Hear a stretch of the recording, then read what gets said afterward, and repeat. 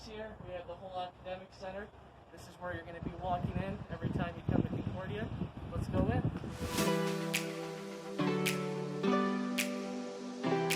When you first walk in, to your left, you're going to notice the security where you're going to be signing in every time you come to Concordia. Behind me here is the bookstore where you'll be picking up all your textbooks, resources, anything required for your classes, as well as Concordia swag such as hoodies, backpacks, sweaters, toques, and hats. If you look to the right, you can take a better look at it.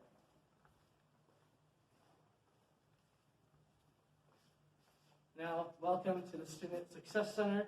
So here, if you want to travel abroad as one of Concordia's many options, this is where you'll be coming to. As well, this is a great place to study with your friends, and it's a great place to pick up books and wait for the bookstore to open up.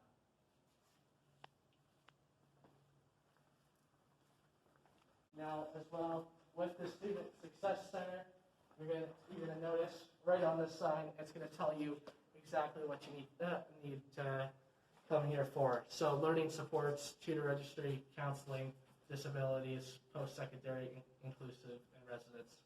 So if you're ever unsure of what the student service place is for, just look at the sign. Student enrollment services. So this is where you're going to be paying for all of your student fees. As well, you can go online, and we do have other ways of paying your student fees as well. This is also the place you'll go to change courses, and as well to come here to check and see which courses you have left to do in your degree.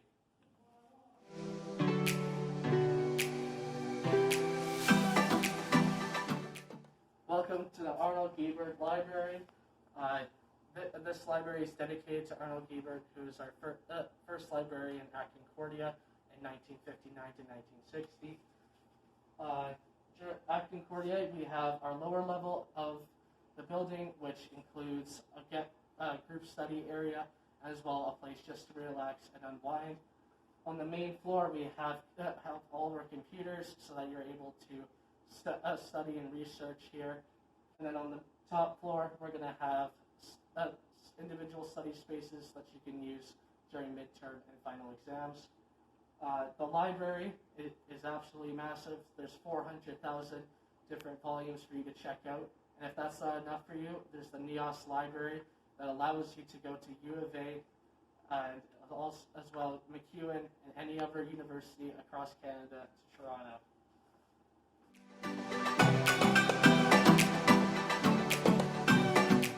Now, we are still in the whole academic building. This is just the lower floor. When we walk into this classroom here, you're going to notice how big it is. This is the biggest Concordia classroom you'll be attending, with a maximum hold of 75 students. Usually this class is used for courses of intro level, and you most likely will never have a class of 75 again afterwards.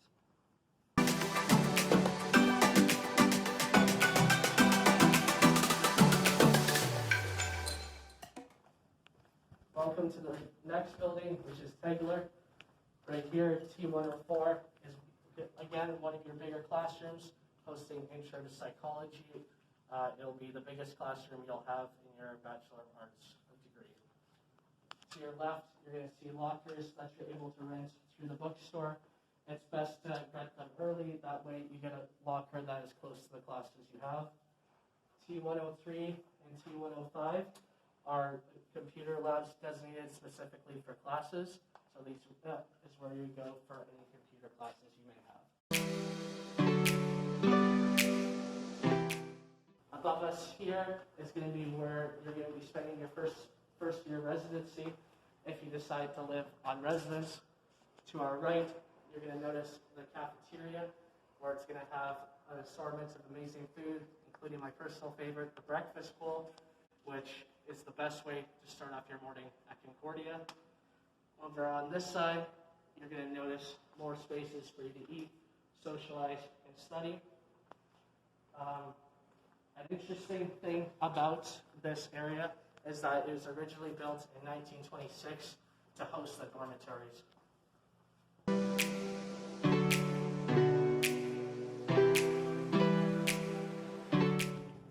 Welcome to Guildhall. This is going to be your primary science area. If you look over to your right,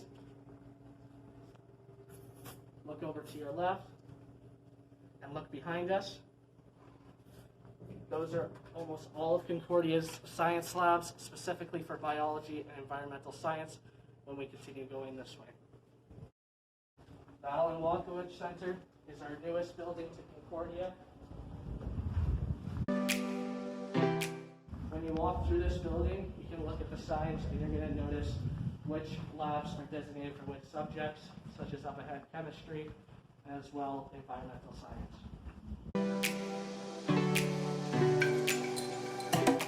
To your left, as you noticed at the beginning, we came in the whole academic center. When you come and look here, you're going to notice the front entrance of Concordia, the original one.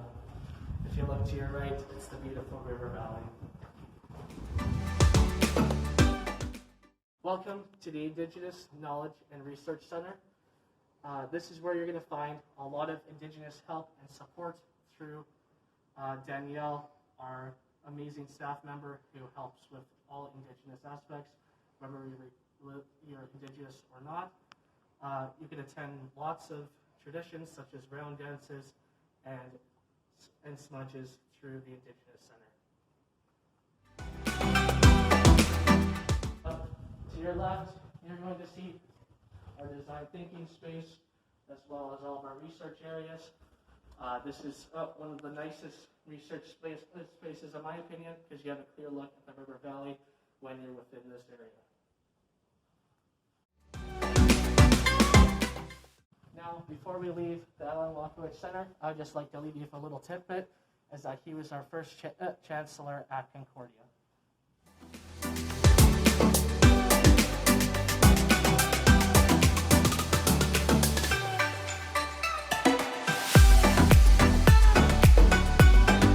Tegler. Behind us here, we have right now as a study space, which is normally bustling with people from all the events and clubs and presentations that we host at Concordia. In front of me now is the Starbucks of Concordia.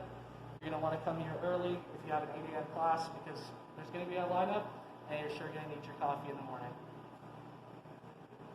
In front of us here now, it's going to be the Buffalo patio. The Buffalo originally was here, but we've recently just moved it. And then if you walk up in front of me now, you're going to notice the multi-faith area. Originally, Concordia was a Christian school, but now we accept all faiths and nationalities within Concordia's community.